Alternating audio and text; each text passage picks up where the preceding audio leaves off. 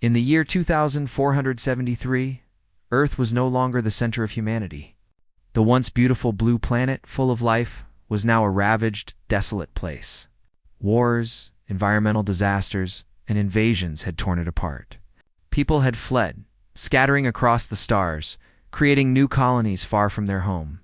Many of the colonies had fallen silent, their signals lost to time, their people thought to be gone forever. Among the remaining humans, life was hard. Resources were scarce, and the threat of alien invasion loomed over them every day.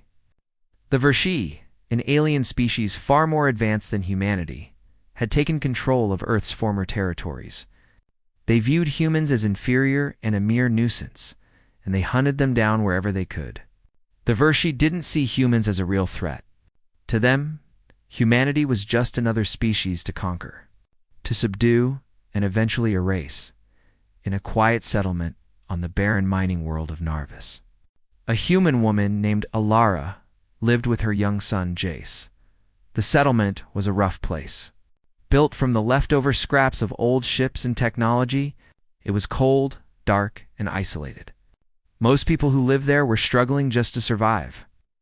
Working long hours in the mines to extract minerals, the only valuable thing Narvis had. But for Alara, surviving was not enough. She wanted to protect her son and give him a better life, away from the constant fear of being hunted by the Vershi. One day, Alara overheard a conversation between some of the men in the settlement. They were talking about a new Vershi patrol that was passing through. The humans on Narvis had been lucky so far. The Vershi had never come to this planet in force, but it was only a matter of time. Every day that passed, Alara felt the danger getting closer, like the shadow of something huge and terrifying hanging over them. She looked at Jace, who was playing in the corner, oblivious to the growing danger. Alara's heart tightened. She couldn't let him grow up in this life of fear. Desperation took hold of her, and she began to think of a way out. But there was no escape. The Vershi were everywhere, and they would eventually find them. There was only one thing left to try, something she never thought she would ever consider. But she had nothing left to lose. Later that night, as the cold wind howled outside, Alara sat alone in her small, dimly lit room, her fingers nervously tracing the edge of a scrap of paper. The message she had written was simple but full of fear and hope. "If I warm your bed, will you let us remain?" It wasn't the kind of thing she ever thought she would say. It wasn't even something she thought she would ask of anyone, especially not a Vershi. But she had heard rumors of the alien commander, General Kuros, a leader who was rumored to be different from the others. Some said he had started questioning the Vershi's treatment of humans. Others claimed he saw them as something more than just prey. Alara wasn't sure if it was true, but she had to take the chance. If there was even a small possibility that he might listen, she had to try. The cold feeling in her stomach grew as she folded the paper, preparing to send it. What if it didn't work? What if it made things worse? She couldn't think about that now. For Jace's sake, she had to try. She would send the message in hope. Hope that someone, somewhere, might care enough to change the course of their lives. As she sealed the message and handed it to one of the settlement's runners, Alara felt a small wave of fear wash over her. What would the Vershi do if they found out about her? Would they destroy everything she held dear? The thought gnawed her, but she forced herself to stay calm. She had no choice but to wait and hope. Days passed, and the weight of uncertainty hung over her. Alara went about her days, working in the mines and caring for Jace, but her mind never stopped racing. The message had been sent, but she had heard nothing in return. Part of her wondered if anyone would even respond. But as the days turned into weeks, she could sense that something was changing. One evening, as Alara was walking home from work, she saw a flash in the sky. At first, she thought it was just another meteor shower, a common sight on Narvis. But this time, it was different. The flash seemed controlled, too deliberate. Alara stopped in her tracks, her heart pounding in her chest. Suddenly, the sky above the settlement lit up, and a massive ship descended, its shape unlike anything she had ever seen. It was sleek, dark, and almost alive in its movement. As it landed with a deep rumble, Alara's first instinct was to run, to hide with Jace. but she didn't move. Instead, she stood there, frozen, watching as the ship's door opened. A figure emerged from the darkness, a tall, imposing Verche commander. He was unlike the others she had seen before. His armor gleamed under the dim light, and his posture was confident. But there was something in his eyes that made her hesitate. For a moment she thought he might be human. But the silver, almost reptilian glow of his skin quickly reminded her that he was far from it. The commander's gaze swept over the settlement, before settling on Alara. His eyes locked onto hers, and for a moment the world seemed to stand still. He walked toward her with slow, deliberate steps. Every part of her wanted to run, to protect Jace, but she couldn't bring herself to move. When he reached her, he spoke in a deep, calm voice. "You sent a message," he said, his tone measured. "If I warm your bed, will you let us remain?" Alara's heart skipped a beat, and she felt her throat go dry. I didn't think you would come." "I didn't think anyone would answer," she replied, her voice shaky but strong. "Please, we don't want to fight. We just want to survive." The Vashik commander looked down at her for a long moment, his expression unreadable. Alara tried not to look away, but his presence was overwhelming. Finally, he spoke again. "You misunderstand," he said, his voice softer now. "I did not come for your offer. I came because I am interested in your species. I have been watching you." The next few days were filled with confusion, fear, and a strange, cautious hope. The commander, General Karos, did not follow the usual orders of his people. Instead of destroying the settlement or taking control of the humans, he seemed to be studying them, observing their behavior and mannerisms. The villagers were nervous at first, but as the days passed, they realized that Karos was not the typical conqueror they had grown to expect. He didn't speak much, but his actions spoke volumes. He didn't demand obedience. He simply observed. For Alara, the fear was still there, gnawing at the edges of her thoughts. She didn't trust the Vershi, not fully, but there was something different about Karos, something that made her hesitate to push him away, and so she waited. For the first time in a long while, she allowed herself to hope. Would this be the beginning of something new? Or would the Vershi's arrival be the end of them all? In the days that followed, life on Narvis became a strange mixture of fear and curiosity. The presence of General Karos, the alien commander, was a constant reminder of the threat hanging over them. Yet for reasons no one could fully understand, Karos didn't seem like the others. He did not demand obedience or threaten them with violence. Instead, he watched them, observed their daily lives, and asked questions about their culture and ways of survival. At first, the people of the settlement were suspicious. They had learned long ago not to trust the Vershi. These aliens had destroyed so many human colonies across the galaxy. They were ruthless conquerors who saw themselves as superior. But Karos was different. He didn't act like the others. His presence, though intimidating, wasn't as cruel. Alara, who had been living in constant fear, felt the weight of uncertainty more than anyone else. She didn't know if she should be relieved or terrified. Alara had seen the way Karos looked at her, the way his eyes followed her every move. She couldn't tell if it was curiosity or something more. It unsettled her, but she also knew that she had to be careful. One wrong move, one misstep, and they could all be wiped out in an instant. She couldn't afford to trust him.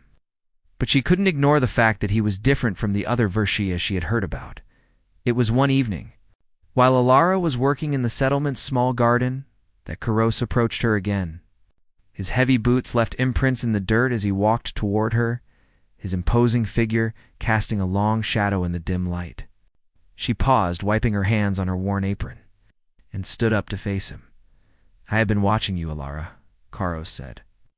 His deep voice calm but filled with an edge that sent a chill down her spine. "Your people. They are resilient. You fight every day to survive." Alara kept her distance, wary of his every word. "We have no choice," she replied softly, her voice steady despite the tension in the air. "Surviving is all we can do." Karos tilted his head, his sharp eyes studying her. "I see that you are strong.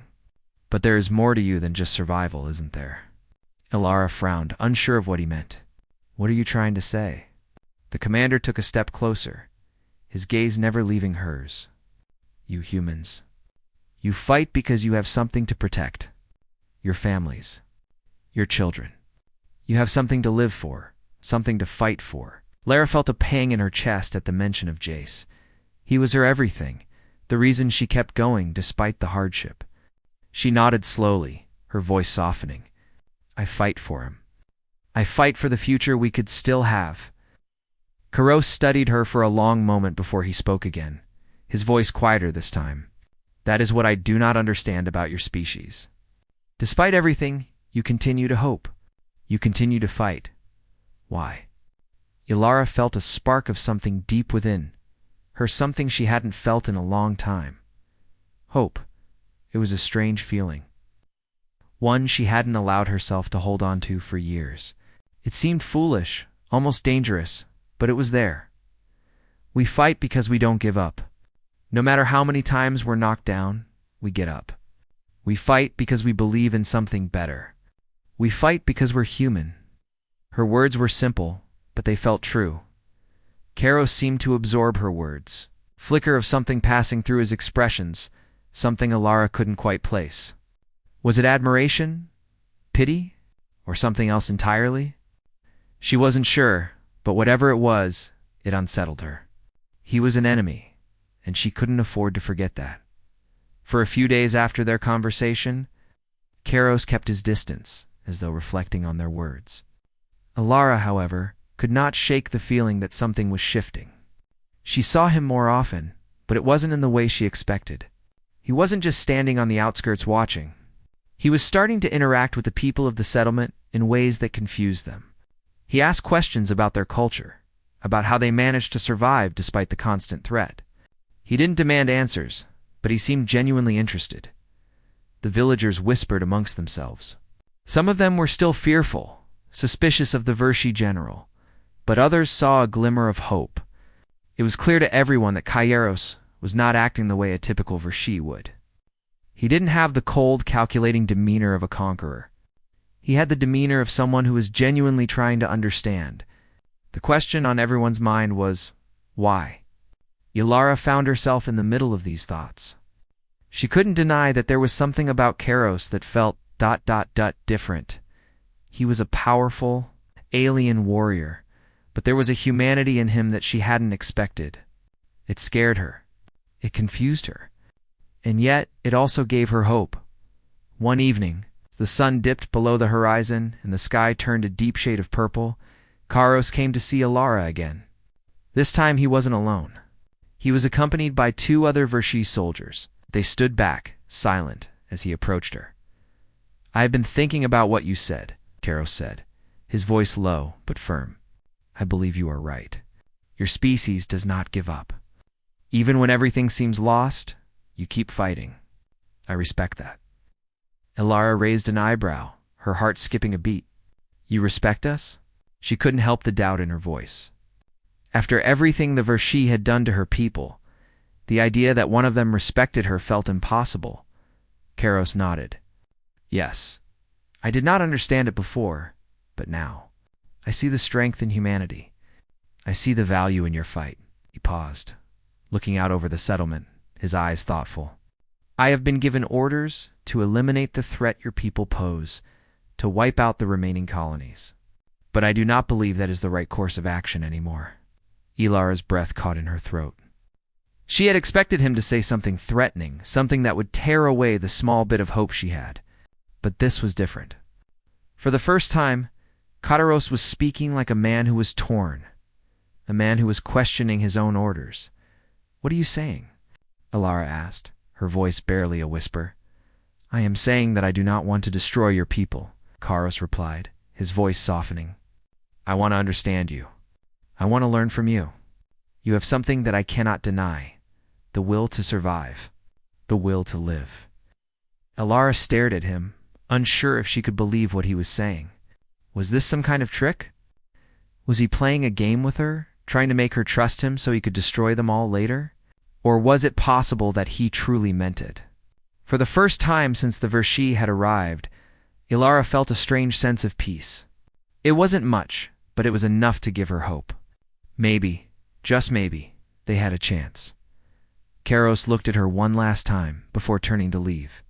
"I will speak with my superiors," he said. "But know this, I will not allow your people to be destroyed. I will find a way to protect you." As the days passed, Ilara couldn't shake the feeling that something big was about to change. Kairos had shown them mercy, but it wasn't just mercy, it was something more, something deeper. The questions swirled in her mind. Was he truly an ally, or was he just playing a part in a bigger game? Whatever the answer, Ilara knew one thing for sure. The future of her people had just changed. Whether for better or worse, only time would tell. The days after Kairos' promise were filled with uncertainty and tension. For the first time, the people of Narvis dared to hope. But Ilara could not shake the nagging fear in the back of her mind. She had seen too much destruction, too many lives lost to the unforgiving claws of the Vershi. Could one man, one commander, truly change the fate of humanity? Ilara did her best to focus on the present, on the small tasks that kept her and Jace alive. Every day, she worked in the garden, repaired broken equipment, and tried to keep the settlement running. But at night, she couldn't help but think of Kairos and what his words meant. He had promised to protect them, but that promise felt fragile, like a delicate thread that could snap at any moment. She couldn't let herself believe it fully. Not yet. The Vershik commander's visits became more frequent. Kairos would appear in the settlement nearly every day, observing the humans with a careful eye. At first, the people of Narvis were unsure how to react. They were still afraid, but they could not deny that the Vershi general was not like the others they had encountered. He did not seem interested in control or domination. Instead, he seemed curious. He asked questions about the humans' daily lives, their hopes, their dreams.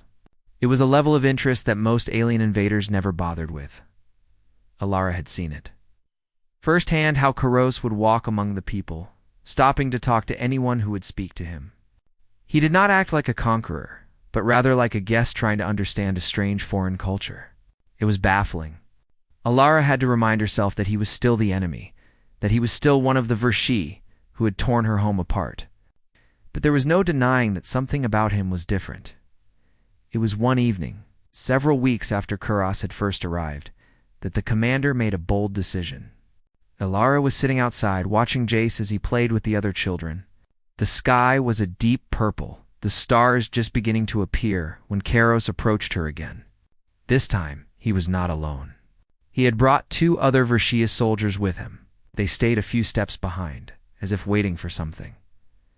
Kairos stood before Ilara, his tall frame casting a long shadow over her. There was something in his expression, something serious. Ilara stood up, brushing the dirt from her hands. She felt her heart begin to race. Was this it? Was he finally going to make his move? "I've spoken with my superiors," Kairos began, his deep voice carrying the weight of his words. "The orders to wipe out the remaining human colonies have not changed.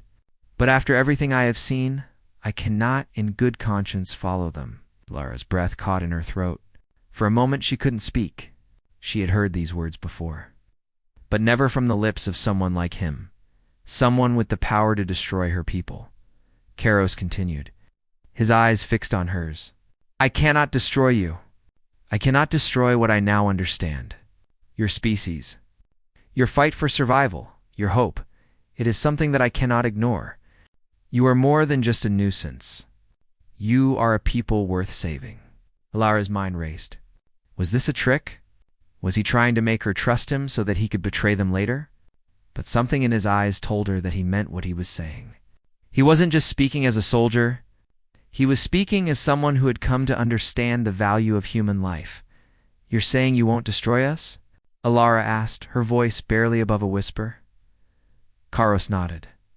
"I'm saying I won't. I've made my choice." The gravity of his words hung in the air, and for a moment, Ilara couldn't believe what she was hearing. She glanced around at the other villagers who were watching the exchange with bated breath. Could it be true? Could they really have a chance at survival? One of the other Vershi soldiers spoke, his voice gruff. "General, what are you doing?" We have our orders. You can't defy them. Karos turned to the soldier, his expression hardening. I will not follow orders that would lead to the destruction of a species I now respect. I will not destroy them. His voice was calm but filled with authority. You may follow the orders if you wish, but I am making my own decision. There was a tense silence as the two soldiers exchanged looks. Then, without another word, they turned and walked away, disappearing into the shadows of the settlement. Karos stood still, his eyes never leaving Alara's. The following days were a whirlwind of activity. The decision Karos had made would change everything for the people of Nervus. The Vershi were powerful, and their armies could crush the human colonies in an instant. But the commander's defiance sent ripples through the Vershi ranks. His actions were not without consequences. Karos' decision had not gone unnoticed by the higher-ups in the Vershi hierarchy. They had long seen humanity as weak, a species not worth their time. But Karos had seen something different. He had seen their will to survive, their strength, in the face of despair. And he had chosen to stand with them. Even if it meant defying his own people, the humans of Narvis didn't know what would happen next. They didn't know if Karos' decision would be enough to protect them, or if it would lead to their downfall. But for the first time in a long while, they dared to hope. They dared to believe that they could survive. They could thrive. Karos, the alien commander who had once been their enemy, had become their ally. He stood with them against the might of the Vershia Empire. And though he was just one man, his actions had inspired the people of Nervus to stand tall and fight for their future. No longer would they live in fear. No longer would they hide in the shadows. As weeks passed, the settlement of Narvis began to change. Word of Karos' defiance spread, and with it, a new kind of alliance began to form between him and the humans.